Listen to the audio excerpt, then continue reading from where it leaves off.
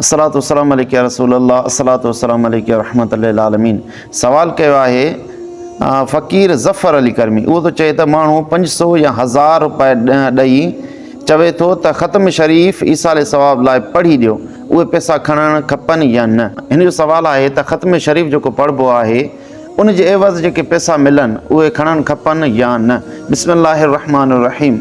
जेकॾहिं को पैसा ॾिए थो त उनखे खाइण में को बि हर्ज न आहे, जाइज़ आहे, इहे पैसा खणी सघजनि था। जीअं बुख़ारी शरीफ़ में हदीस मुबारक आहे त हज़रत अब्दुल्ला बिन अब्बास रज़ियल्लाहु ताला अन्हु मां रिवायत आहे, उन चयो त सहाबा इकराम जो हिकिड़ो टोलो हिकु खूह खां गुज़रियो। पोइ उन खूह ते जेके रहण वारा हुया उन्हनि मां हिकु शख़्स आयो, उन्हनि चयो त असांजे माण्हू खे विछूं ॾंघायो आहे। हिकिड़ी रिवायत में आहे त नांग ॾंघायो आहे। तव्हां मां को फीणो रखणु ॼाणे थो त असांजे माण्हू ते फीणो रखे। पोइ साहबा इकराम मां हिकिड़े चयो त आऊं फीणो रखंदुसि, पर 30 ॿकरियूं ॾींदव त पोइ उहो फीणो रखंदुसि। पोइ मुआइदो तइ थियो। पोइ उहो साहबा इकराम मां को हिकिड़ो शख़्स उनखे फीणो रखी। हदीस मुबारक में आहे त उहो शख़्स आया, हल्फीकुम मिन राकिन, तव्हां मां को शख़्स आहे जेको फीणो रखे। इन फिल माए रजुलन लदीगन औ सलीमन, बेशक उन पाणी जे पासे में जेको शख़्स रहे थो उनखे विछूं ॾंघायो आहे या नांग ॾंघायो आहे। फंतलक रजुल मिनहुम, पोइ साहबा इकराम मां हिकिड़ो शख़्स उन्हनि ॾांहुं वियो।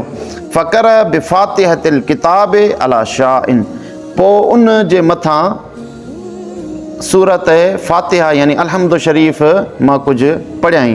फ़बर, जॾहिं इहो पढ़ियाई यानी उन ते फीणो रखियईं अलहम्दु शरीफ़ जे ज़रिए, त उहो बीमार तंदुरुस्त थी वियो।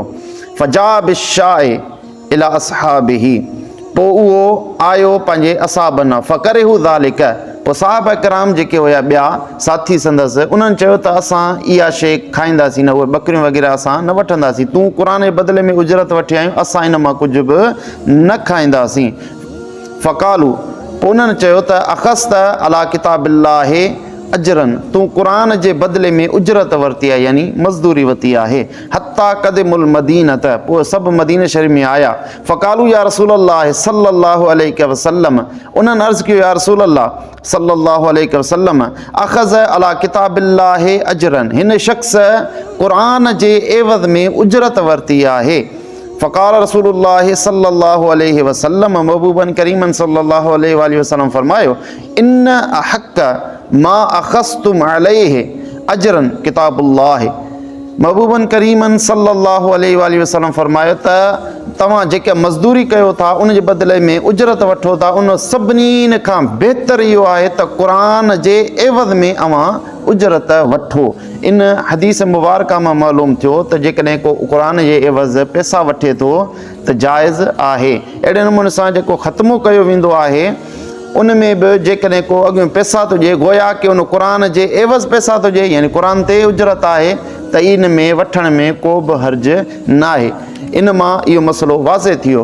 पर ज़िमननि कुझु ॻाल्हियूं हिन हदीस मां क़ाबिल तवजो आहिनि। पहिरें नंबर ते त क़ुरानी आयात बतौर इलाज जे पढ़णु जाइज़ आहे। जेकॾहिं जाइज़ न हुजे हा त हुज़ूर अलैहिस्सलातु वस्सलाम उनखे मना फ़रमाए हा। ॿियो इन मां फ़ाइदो इन हदीस मां इहो निकितो त क़ुरानी आयात जे अंदरि अल्लाह रब्बुल इज़्ज़त शफ़ा रखी आहे। ऐं टियों इहो मसइलो साबित थिए थो इन हदीस मुबारक मां त फीणो रखणु, तावीज़ ॿधणु या क़ुर जे ज़रिए कंहिंजो इलाज करणु इहो जाइज़ आहे ऐं सहाबा इकराम जो तरीक़ो रहियो आहे। ऐं चौथे नंबर ते इहो बि हिन मां फ़ाइदो हासिलु थियो त जेकॾहिं को फीणो रखे थो उन जे एवज़ में पैसा वठे थो या उजरत वठे थो त जाइज़ आहे। अहिड़े नमूने सां मुल्ला अली कारी इन हदीस जी शरह में फ़रमाए थो, फ़ी दलीलुन अला जवाज़िल इस्तिजार लिक़राअतिल क़ुरान व रुक़यत बिही व जवाज़ अख़ज़िल उजरत अला तालीमिल क़ुरान। पाण फ़रमाइनि था त इन हदीस मुबारक में दलील आहे त क़ुर जी तिलावत जे एवज़ उजरत वठणु या फीणे जे एवज़ उजरत वठणु जाइज़ आहे। अहिड़ी तरीक़े सां क़ुर जी तालीम ॾियण ते बि उजरत वठणु जाइज़ आहे। वल्लाहु आलम बिस्सवाब।